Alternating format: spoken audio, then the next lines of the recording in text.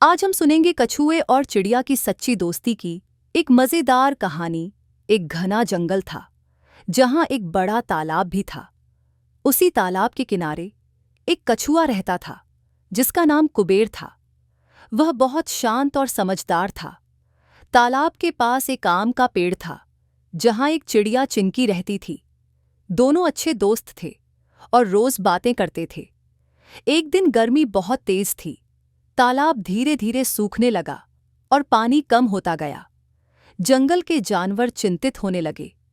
अगर पानी सूख गया तो मैं कहाँ जाऊंगी? चिंकी बोली। कुबेर ने सोचा और कहा, चिंता मत करो, हमें मिलकर कोई उपाय सोचना होगा। चिंकी ने जंगल के पक्षियों से मदद मांगी।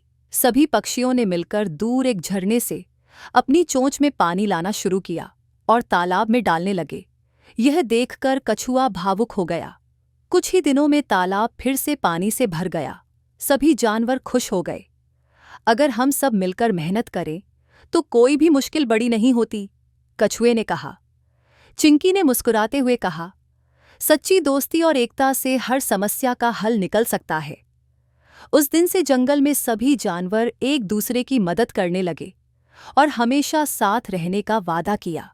शिक्षा: सच्ची दोस्ती और एकता से हर मुश्किल को हल किया जा सकता है।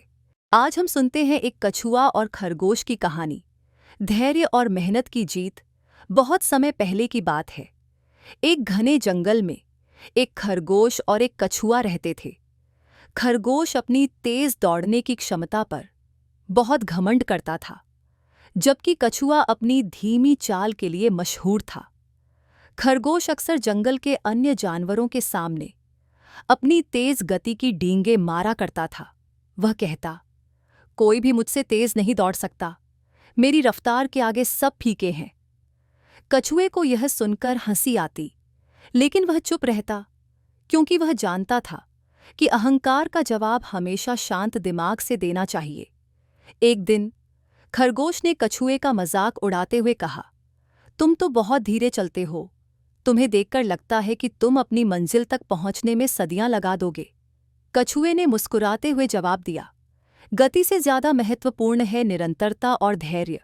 अगर तुम चाहो तो हम एक दौड़ लगा सकते हैं और देखते हैं कौन जीतता है। खरगोश को यह सुनकर बहुत हंसी आई। वह बोला, अरे कछुए, ये तो मजाक की बात है, लेकिन अगर तुम इतना आत्मविश्वास रखते हो तो ठीक है, मैं ये चुनौती स्वीकार करता हूं।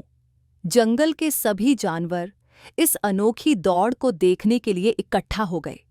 दौड़ की शुरुआत जंगल के बड़े पेड़ से होनी थी और अंत उस पहाड़ी के पास जो जंगल के आखिरी छोर पर थी।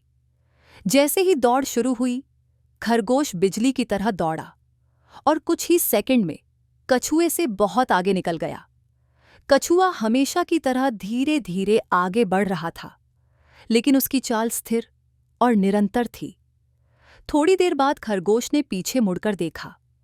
कछुआ बहुत दूर था और वह लगभग रेंगता हुआ आगे बढ़ रहा था। खरगोश को लगा कि कछुआ उसे कभी पकड़ नहीं पाएगा। उसने सोचा, कछुए को यहां तक पहुंचने में घंटों लगेंगे, क्यों ना मैं थोड़ी देर आराम कर लूं। वह पास के एक पेड़ के नीचे बैठ गया और सोचने लगा कि थोड़ी देर आराम करने से कोई नुकसान नहीं होगा। ठंडी हवा चल रही थी और खरगोश को हल्की नींद आ गई। कछुआ बिना रुके चलता रहा। उसने न खरगोश की गति से डर महसूस किया और न ही खुद की धीमी चाल से निराश हुआ। उसका सिर्फ एक ही उद्देश्य था, अपनी यात्रा पूरी करना। घंटों बीत गए और धीरे धीरे वह उस जगह पहुंच गया जहां खरगोश सो रहा था। कछुए ने कोई ध्यान नहीं दिया और बस आगे बढ़ता रहा।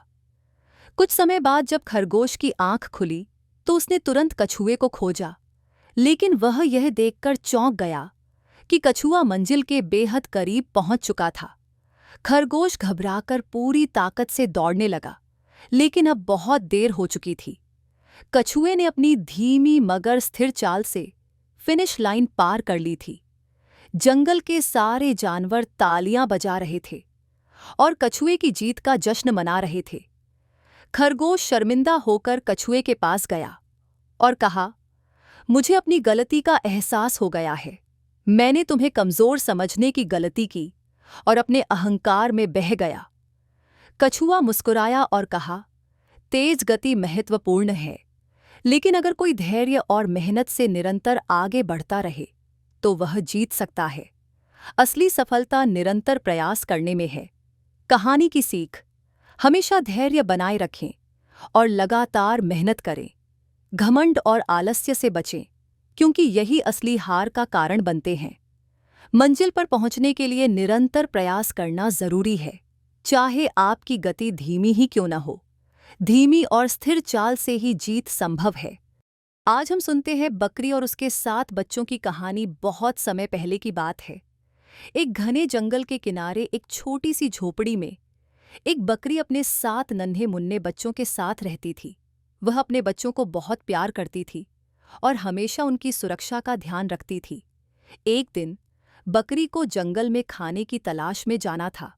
वह अपने 7 बच्चों को अपने पास बुलाकर बोली, बच्चों, मैं जंगल में चारा लेने जा रही हूं।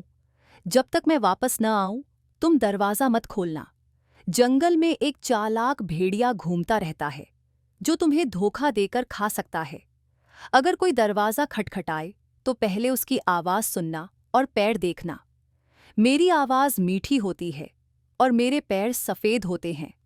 बकरी के बच्चे सिर हिलाकर मां की बात मानने का वादा करते हैं। बकरी जंगल की ओर चली जाती है और बच्चे झोपड़ी के अंदर खेलने लगते हैं। कुछ समय बाद चालाक भेड़िया वहां आ जाता है।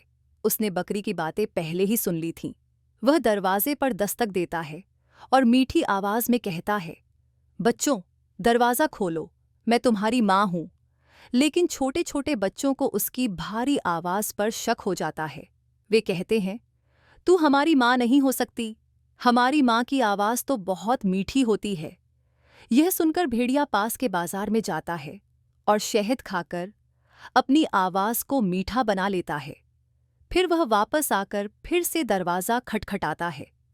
अब उसकी आवाज मीठी हो चुकी थी, लेकिन बच्चों को याद था कि उन्हें उसके पैर भी देखने हैं। जब उन्होंने दरवाजे के नीचे से झांककर देखा तो उन्हें काले पंजे दिखे। वे चिल्लाकर बोले, हमारी मां के पैर तो सफेद होते हैं, तू झूठ बोल रहा है। भेड़िया गुस्से से वहां से चला गया। अब भेड़िया एक तरकीब सोचता है। वह एक मिल में जाकर अपने काले पंजों पर सफेद आटा लगा लेता है। जब वह फिर से झोपड़ी के पास पहुंचता है तो उसकी आवाज मीठी और पंजे सफेद हो चुके होते हैं। वह फिर से दरवाजा खटखटाकर कहता है, बच्चों, दरवाजा खोलो, मैं तुम्हारी मां हूं। देखो मेरे सफेद पैर और मीठी आवाज।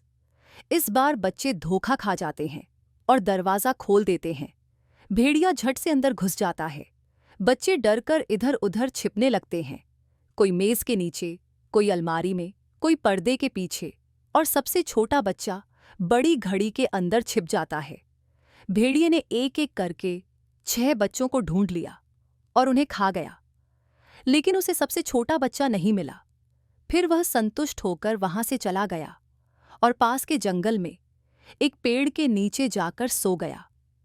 थोड़ी देर बाद बकरी वापस आई और जब उसने देखा कि दरवाजा खुला हुआ है और घर बिखरा पड़ा है तो उसे बड़ा झटका लगा। वह अपने बच्चों को पुकारने लगी। तभी सबसे छोटा बच्चा रोता हुआ घड़ी के अंदर से बाहर आया और मां को सारी कहानी सुनाई। बकरी बहुत दुखी हुई, लेकिन उसने हिम्मत नहीं हारी। वह अपने छोटे बच्चे को लेकर जंगल में गई और वहां भेड़िए को सोते हुए पाया। उसका पेट फूला हुआ था क्योंकि उसने बच्चों को निगल लिया था। बकरी ने पास से एक कैंची उठाई और धीरे धीरे उसका पेट चीर दिया।